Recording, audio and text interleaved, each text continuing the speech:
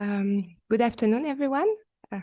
Sorry for coming a little bit late for chairing the session, but I'm very, very happy to chair this session, which we entitle Local and National Experiences to Promote Research Activity. But I think overall, the idea is initiatives, and that can be transversal, that can be also from EU projects.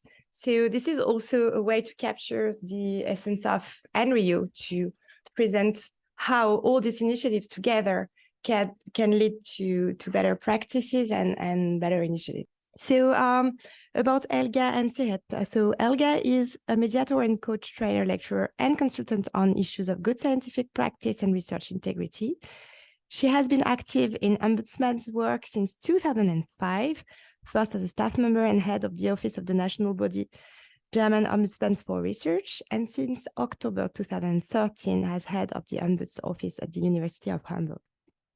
In 2009, together with colleagues, she founded the team Scientific Integrity, which develops and updates teaching and training concepts for RI, and has since been conducting freelance seminars, lecture, and trainers courses in Germany and other European countries. And she will be jointly presenting with Dr. Siret Rutiku.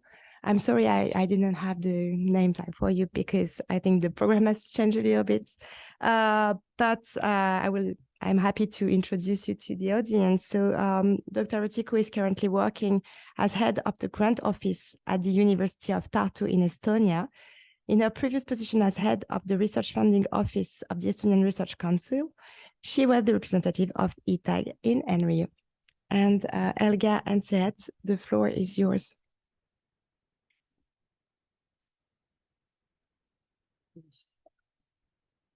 Thank you, Carol, and good afternoon to everybody. We are very happy to present this ENRIO's Leading Pathway to Research Integrity article. I have to say, if it would have been in the beginning of the Congress, it would have been a kind of starter, an hors d'oeuvre. Now we hope it's a kind of praline that we can give you at the end.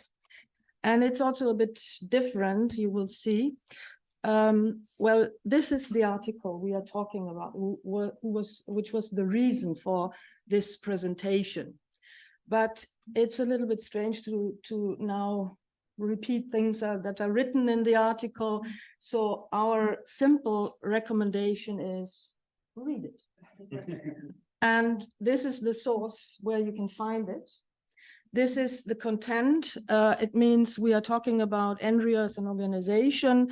We give an overview of the background, the first years of the informal network, then how we were trying to get in touch with other organizations, partners, and so on, and how was the process of shifting from an informal network to an association. And we have reports from several member countries, and one of the member countries will be presented also during this presentation.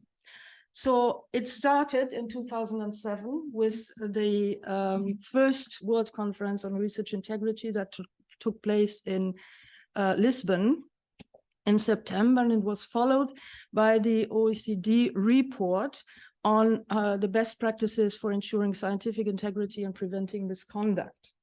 And these were the first impulses for, and the decision was taken at that time for the foundation of ENRIO as an informal network.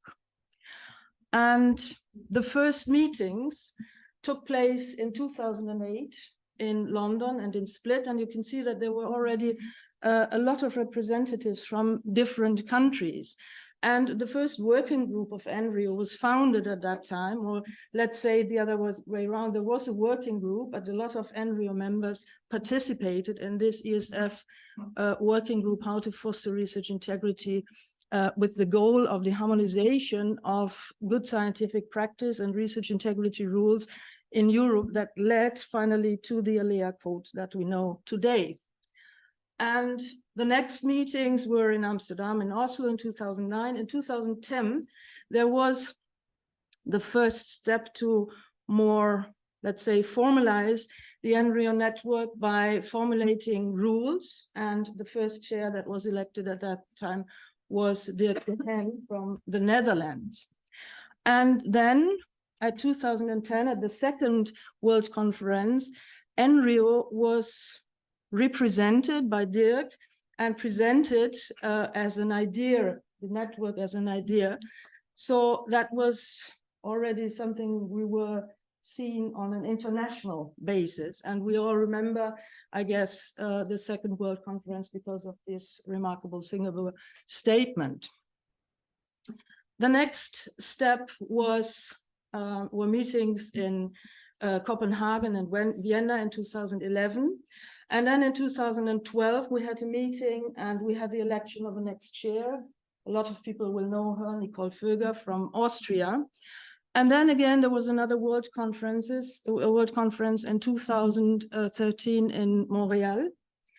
And the good thing was that there was a dedicated ENRIO session about en route to common rules and contradictive scientific cultures, the ENRIO way.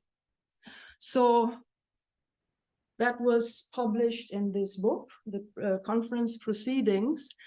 And here you can see the participants of the European participants of the conference. You see a lot of well-known ENRIO members. Somebody from Leuven was there, and from COPE, and from Charité in Berlin. And the next conference in 2013, first one was in Rome and then in Dublin. And that was also an outstanding thing because it was the initial visit of Dorian Karatzis, the head of the Sector for Ethics and Research Integrity of the European Commission. And in Dorian, we had throughout all the time really a supporter, somebody who brought things forward, who connected us. And Dorian, I don't have the right, but in the name of ENRIO, thank you. Then we had meetings in 2014, Brussels, Amsterdam, Luxembourg, and Athens in 2015. And in Luxembourg were the elections of the two co-chairs of ENRIO, Torkel Winter from Norway and Azel Ruby from Luxembourg. I guess you will also know them. And this was the venue of our meeting. That was really a very outstanding thing. I think those who participated at that time, they will well remember it, because we were sitting in this bus and driving through the whole city of Luxembourg, meeting the Prime Minister. Hi, Prime Minister, because he was crossing through the street. So it was really something that showed us already at that time that ENRIO is not only a network of people who are working together in a very professional way and with goals, but also it was always a good personal network and a good, well, we were always glad to be together and to spend some time together and to have actions like this. And this is going on until today, by the way. So that was a picture from the ENRIO meeting in Athens in 2015. And now I hand over to Siret. There you are. Thank you. Hi, everybody from my side as well. As Helga said, it is not only an association of professionals, but very good colleagues and friends. And as I started at the Estonian Research Council back then, 2016, I realized actually that there were not only professionals invited and expected, but everybody who is in need of help or good advice or building something up. And this is the case of Estonia. Just not for advertising our country, beautiful country, but we are for pointing out that we are so different. Yes, we have agreed in the research integrity principles, maybe in the most important ones, but we are as countries and as systems and as cultures very different. And that was the case of Estonia. We have quite a different maybe history in the European Union. We have two birthdays, not only 1918, but 1991, when we regained the independence from the Soviet Union. We are a very, very small country. Believe me, everybody is either married, is child of somebody, is the supervisor, or at least they have been lovers, or something. If you we have the saying, if you are not related, it is not searched enough. So if you search in a long time, then you find out that you are related. And you can imagine in this small country, quite poor actually because of the smallness, and very, very fastly developed. We have had this past years a lot of difficulties to catch up other countries, and it means under those problematic issues is research integrity as well. It doesn't mean we don't have anything. Yes, we have ethics committees. Yes, we have a wonderful center of ethics at the University of Tartu, and so on and so on. But this, until last year, we didn't have a national research integrity body at all. No system in place. And in this very small country, up and coming, we have, I consider it being a success story thanks to ENRIO. It was quite interesting as I learned to know our Estonian Research Council, the only main research funding body, was founded 2012, and the third World Conference Research Integrity in Montreal, our back then Director General met Nicole Föger, and they talked, and Nicole said, you don't have there any system and no officials, come and join ENRIO. And so ETAC became member of ENRIO in 2014 without having any research integrity officers in Estonia back then. And I joined ETAC 2017, and as I participated, my first meeting was in Stockholm then. And as I said, those colleagues, and what is happening is in other countries. It wasn't my field actually until then. Then I was a little bit embarrassed about our country. Oh, we don't have this and that and so. But nobody said, oh, you are bad, or you are not so well developed in research integrity. But they helped us. They consulted. I could always ask for advice, as I did yesterday, from one of our ENRIO colleagues, because we have an unpleasant scandal now at our university. And I just went to our ENRIO colleague and asked, I don't want to say this person's name, please give me advice. What should I do? This is ENRIO. This is about ENRIO. And then I went back from those conferences and meetings, and then I started pushing in our country. Nobody was against, actually. I couldn't say that. But there were many other problems, actually. There was Corona. There was, in the last years, inflation's almost 25%, and so on. And research integrity. And we didn't have any big scandals yet. But I pushed and we built up a several working groups with ethics committees, with our academics. We invited Krista Varantola to Tartu to have a big research integrity conference. And after years of negotiations, the most difficult part turned out to be money. Who will pay for research integrity? Who will pay for the officer, for the office? But anyway, we agreed after years. In 21, this position was established at the Estonian Research Council, because we are such a small country. We cannot afford a research integrity institution separately. And my colleague Martin Jurik is actually participating. This first research integrity officer in Estonia is participating in this conference as well.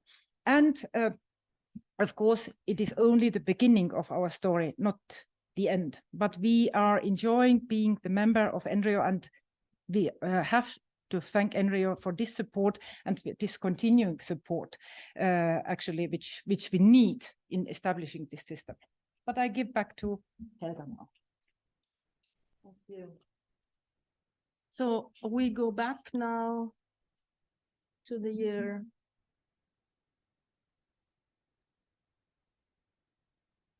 Something.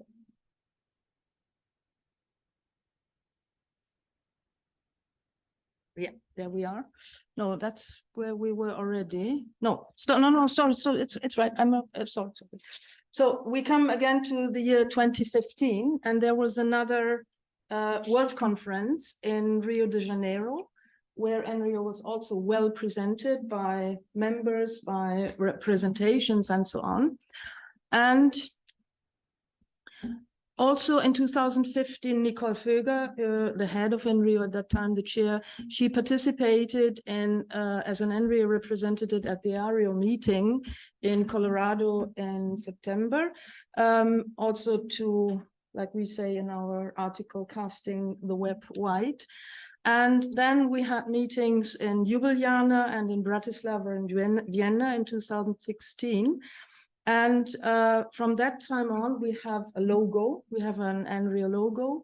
At that time already, there was an increased demand and request from other EU projects for contact, for exchange, for cooperation with ENRIO. And there are, on the other hand, a lot of ENRIO members who are working, of course, in these projects which had been presented at the last conference, at world conferences, and so on. And we started with the working groups on mapping, on training, investigation of research misconduct, and whistleblower protection. And there you see is the meeting in Bratislava and Vienna. And since then, we are also linked in. And we Twitter. We don't we Twitter. So then in 2017 were meetings in Amsterdam at the occasion of the World Conference, the 5th, and another one in Lisbon. And also this is a picture from Amsterdam, where we also had really nice times together, sitting again in a boat and in the evening at the venue. But of course, it was a professional meeting. We were working, there was all the exchange about the projects and so on. And then in 2018, we were in Rome. And in Rome, the first European boot camp on training and capacity building took place. It was a cooperation with ENRIO at that time. And again, also in Rome, casting webs wide, our colleague Zoe Hammett was there for the very first time to present the Asia Pacific Research Integrity Network and the African Research Integrity Network. And then in Stockholm, this was also our conference venue. We were sitting on this boat and had a competition on who could create the nicest song on research about research integrity on ABBA music. So that was really something also very nice. But then also in Stockholm, we had the presentation of the first publication, the ENRIO Handbook on Recommendations for the Investigation of Research Misconduct. And we had to say goodbye to our chair, Nicole, and the two co-chairs. And we had Sanna Kaiser-Skov as the new chair, just 2 years ago. Then other meetings, we had new co-chairs with Maura Heine and Joris Chesnik. We had then the plan for the roadmap for turning ENRIO into a legal entity, which was a decision of one of these meetings. And then we had also a meeting with EUREC. They had the same meeting at the same time in Prague, and we had meetings together. So then we went to Hong Kong, very special thing as well, because it was a Hong Kong that does not exist anymore in that time that we could still see it. And of course, Dancing Under the Skies of Hong Kong is also a very unforgettable memory. And then 2022, we all know it was Corona time. And then we had only online meetings. But at the beginning of the Corona time, and this is quite important, we had published the statement on research integrity, even more important for research during pandemic, right in April 2020.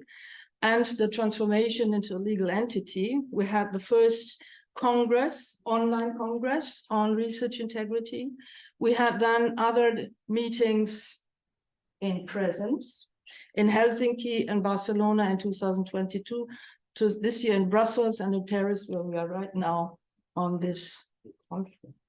Thank you.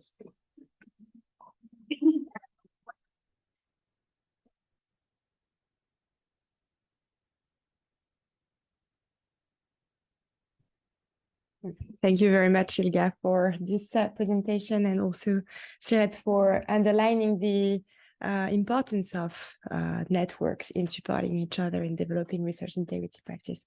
Is there any question to Helga or Siret? On site or maybe online? Or please just no. Okay. Well, no worries. Thank you very much. And seems that we are now right back on schedule and on time for a presentation from Jonas Åkerman.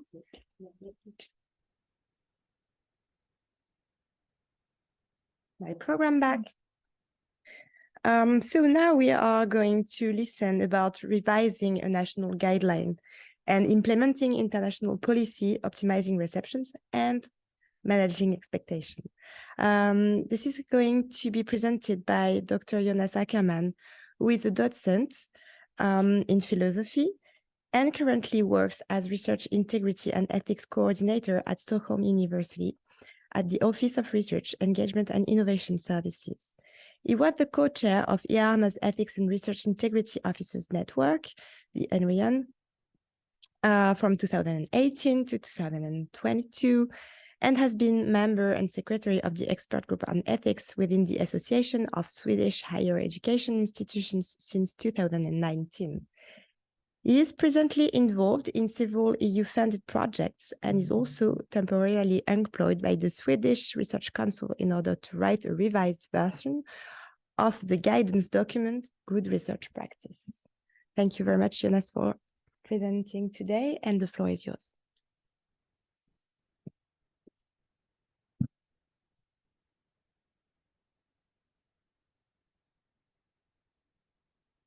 Thank you. So the topic here today is this guideline that was mentioned at the end of the introduction. So it is this document, Good Research Practice, which has been published in actually 3 previous versions from the Swedish Research Council.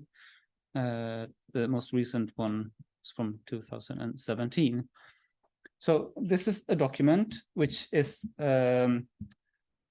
very popular. I think, I don't remember, I don't have the figures. I have my colleague as well, Carolina Wallenborg-Bielich, who is also involved in this work, but I'm doing the presentation on my own. But I don't have the figure, but I've been told several times that this is the most downloaded document from the Swedish Research Council's website.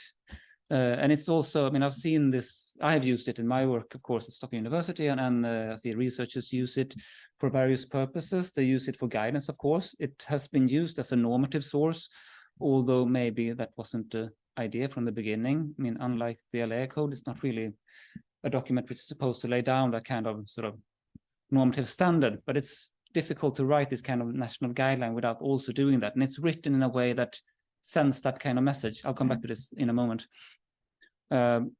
It's also used for education, and yeah, as I said, a code of conduct has this normative function as well.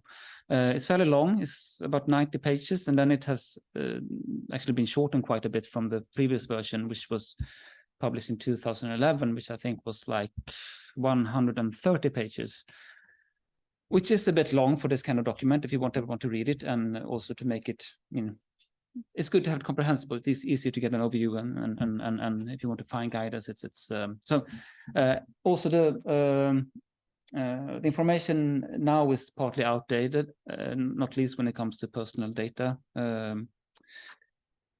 regulation. Another problem that has been raised with this the current version is that all disciplines do not feel addressed. I mean, it's not, it doesn't exclusively focus on medical research, but given that it has still been written by researchers in this area, which has focused a lot of that in their works, it's sort of colored by their experiences and competences, which is not a bad thing, but it's some of the researchers in humanities and social sciences don't really feel that this addresses them primarily. They're mentioned more like sort of exceptions. That's the way they perceive it. And it's also not clearly aligned with the Swedish Research Council's role and mission. So these are some of the considerations that had led to the revision that we're working on now. And I'm, as was said in the introduction, I'm employed now part-time for basically doing the writing, and then there's a group at the Swedish Research Council who coordinates and we have discussions and try to manage this process. The new version is supposed to be, well, shorter. We don't know where we'll end up, but I estimate that maybe half the length of the present document is sort of where we aim and hope to end up. So the LEA code here will be the normative basis. So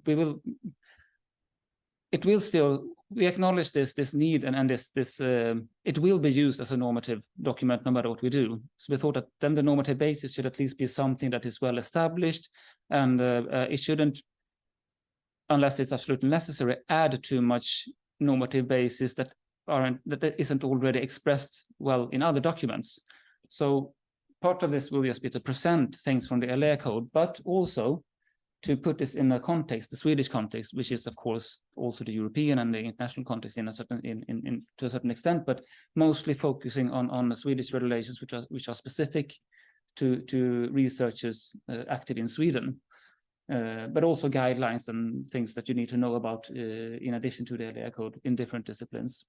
So the idea is to provide guidance and support reflection in addition to given this normative basis and this relative sort of basis for which is like a framework which you have to use for the guidance and the reflection. And it's also supposed to be more clearly a part of fulfilling the mission of the Swedish Research Council when it comes to research integrity and ethics, which is to take initiatives to ensure that research ethics and research integrity issues are discussed and to inform about such issues.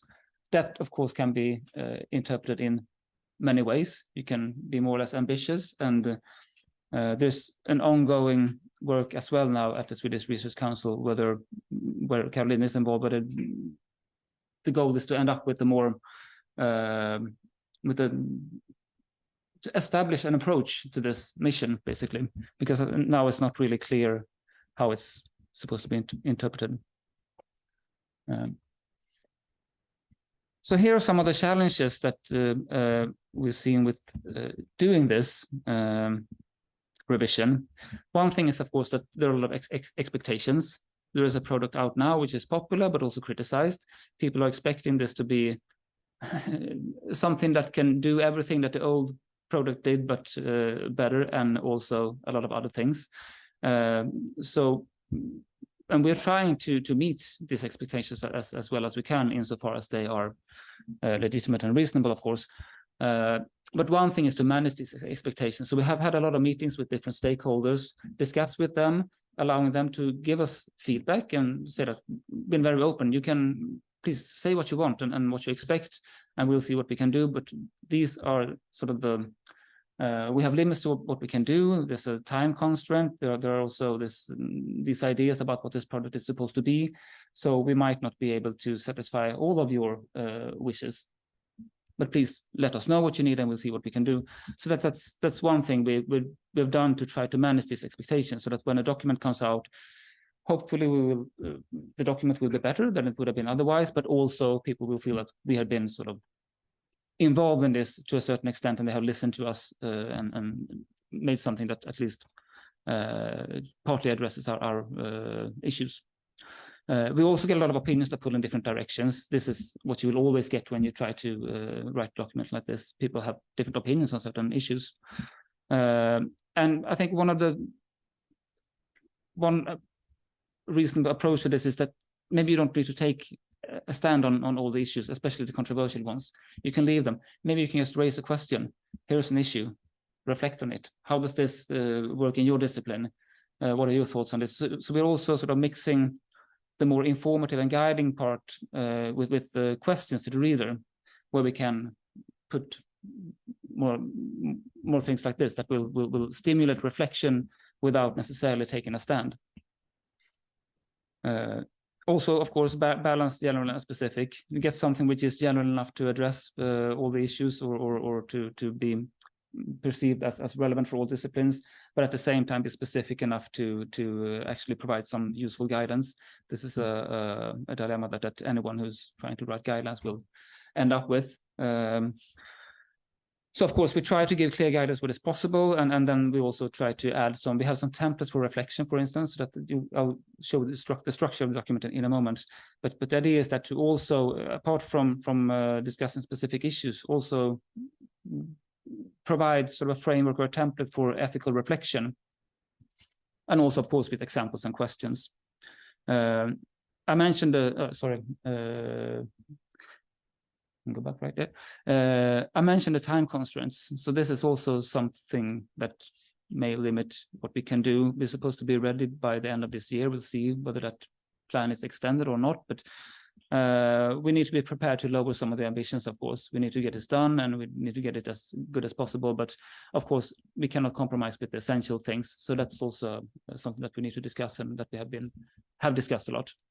And of course, we need to make sure that people use this document, and that it's useful, that it's both used and actually makes a difference and makes things easier for researchers and contributes to improving research integrity culture. So we need to make sure that all researchers from all disciplines feel that their issues are addressed to some extent, as I mentioned earlier.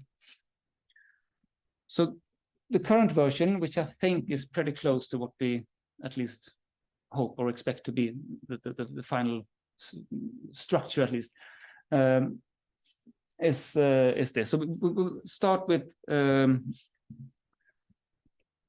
overview of various principles, guidelines, and regulations. So there will be a presentation of the LAI code. There'll be some EU regulation, as I mentioned, Swedish regulations, and different central guidelines.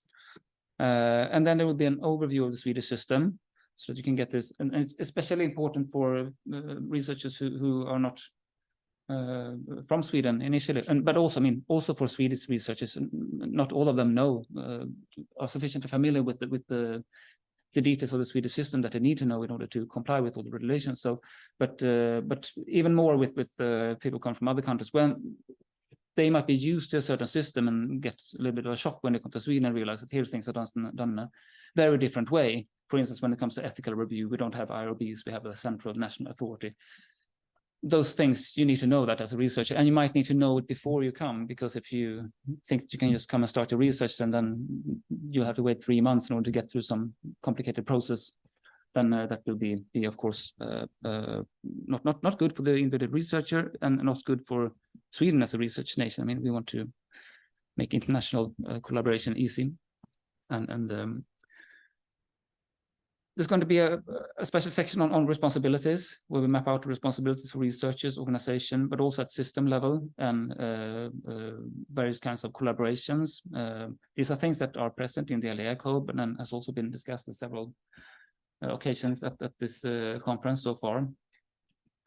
There will be a special section on safeguards, where we specifically address human and animal research, but also more generally, risks that can also this with wider consequence of the research. So there will be some special attention for that, and also openness is going to get a section of its own. And it's not just open data, but it's openness in a more sort of explaining the notion of openness and its importance in research, partly as expressed in the LAI code, but also, of course, open science, open data, and open access, so on. Publication and communication will also have a section of its own, and also deviations from good research practice will have an own section. And then at the end, but this might be, in a sense, the most important part, will be this section on reflection. So we'll try to make it as non-theoretical as possible, but still draw on like the philosophical underpinnings of this kind of reasoning. So it will be a lot about identifying value in assessing alternatives, and we'll try to illustrate this with examples from various disciplines. So that is basically what we hope to accomplish. I mean, this is of course a very general overview, but maybe hopefully within 6 months or so, there will be something more, something finished for you to read. And I'll stop there.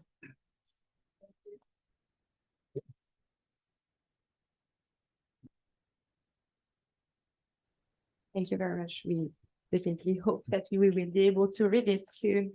Yeah, 2 questions. Okay. Thank you, Jonas, for your presentation. It was really interesting to hear and also very topical for me. I'm Kalle Videna from the Finnish National Board on Research Integrity, and we just finished the project of updating our code of conduct, and it took 1.5 years altogether.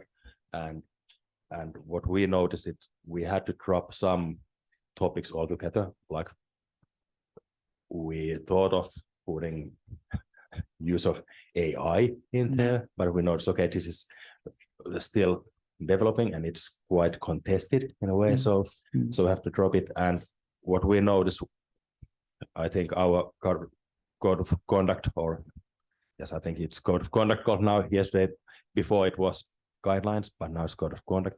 I don't know what's the difference really, but it went like through many consultation rounds, and finally there was even public consultation. And at that point we got like hundreds of comments on it, and we went through them all. And what we noticed, I think our process might be a bit different, but there were things that are more debatable. All of those things were like had to be put really carefully, like, so there weren't much room in that sense for like more philosophical like reflection there. But I think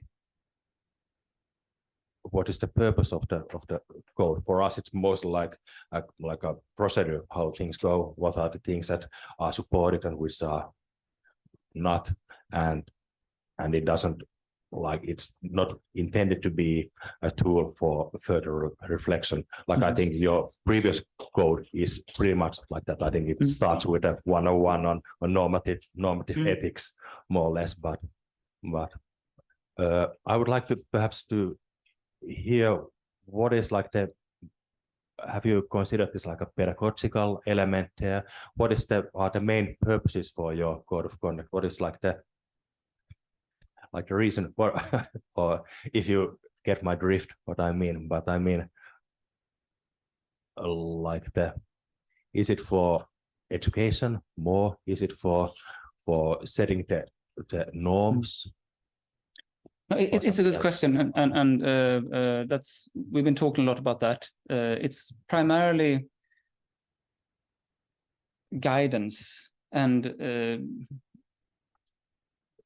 but these other things, you know, we can't escape the normative part. We can't just repeat sort of other normative sources and think that this will not be taken to some extent as the Swedish Research Council taking a stand on these issues. I mean, they will stand behind this document, of course. We'll have that kind of normative force, and the educational part it's just that people use it for education now, and they want a document which is updated, but they can use for education in the future as well. So we try to satisfy that as well, but without compromising with the other parts. So that is maybe less of a priority for us, but still to the extent that that doesn't mean that we have to compromise with the other prioritized goals, then we will try to do our best to I mean, if we can contribute to education without losing anything from it, that's just a win. So we don't see it, it's not really a paradox, but there is a small tension, but we try to handle it in that way by prioritizing. Thank you. There is another question. Thanks, Carol. It was very interesting also to hear the Finnish experiences, as in Austria next year, something a similar exercise is planned to happen. So my question to you, Jonas, would be, because you've mentioned that the deadline is really short, I would say, like 6 months. That's really ambitious. And you also mentioned before that you've engaged with stakeholders. So this was at the first stage, right? So are you planning now to have something similar like in Finland, and an open consultation, or this was just a level when the stakeholders were involved, or will someone then still comment on the final document? Because I mean, I'm just trying to learn from experiences, because we are considering all kind of scenarios, and it's good to learn from experiences. Thank you very much. I think it's a very good question, and we have been talking a lot about this, how to manage this at the early stages. As you pointed out, this has been this was the first round. We have been in touch with the other authorities primarily, but also groups representing the universities, and we have some people left on our list, for instance, the Swedish Young Academy, the idea was to approach those stakeholders first, and then and also within the Swedish Research Council, there are committees with a lot of researchers represented from different disciplines. So those have also been consulted. But we were talking about, maybe we might not do this like completely open consultation round when anyone can submit questions or points of view, because I mean, you have to be a bit careful what you ask for, and also what kind of expectations that creates. I mean, then people will expect us to address all of that, and we simply won't have time, I think. And but with thinking about maybe some other kind of, maybe we'll have an open hearing or something, circulate a document, and make sort of, I mean, just be very clear about what they can expect from this process. I think that's the most important thing, and in addition to it being instrumental to our purposes, of course. But I think we should definitely, insofar as we can exchange experiences on these processes, because I think we can learn a lot from each other.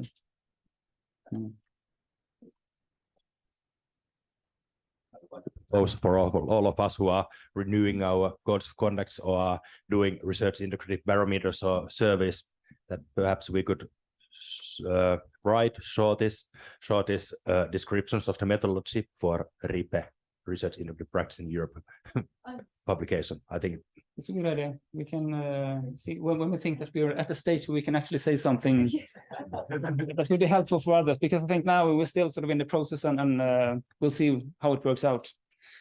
People might be really angry with us for doing something that we're doing now. I don't know. I don't think so, but that's the perception is important. It is the reception.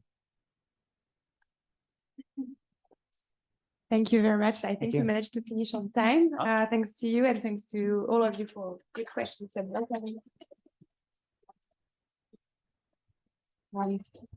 Thank you. That was a real inspiring session. So we now have a break in the main auditorium. We won't go back into these rooms, so please make sure that you don't lose anything. And I know that unfortunately some of you will have to leave before the end of the next plenary session. I hope this is not the case, but in case it is, please also remind yourself to give back the name tags. At the end, there is a little box. That's just not to use too much plastic. Thank you.